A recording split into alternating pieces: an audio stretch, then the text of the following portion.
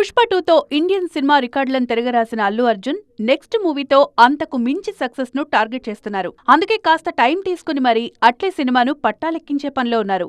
ఇప్పటికే అఫీషియల్ గా అనౌన్స్ అయిన ఈ ప్రాజెక్టుకు సంబంధించిన ప్రీ ప్రొడక్షన్ పనులు కూడా జెట్ స్పీడ్ తో జరుగుతున్నాయి. తాజాగా ఈ సినిమా గురించి ఇంట్రెస్టింగ్ విషయాలు రివీల్ చేశారు దర్శకుడు అట్లీ.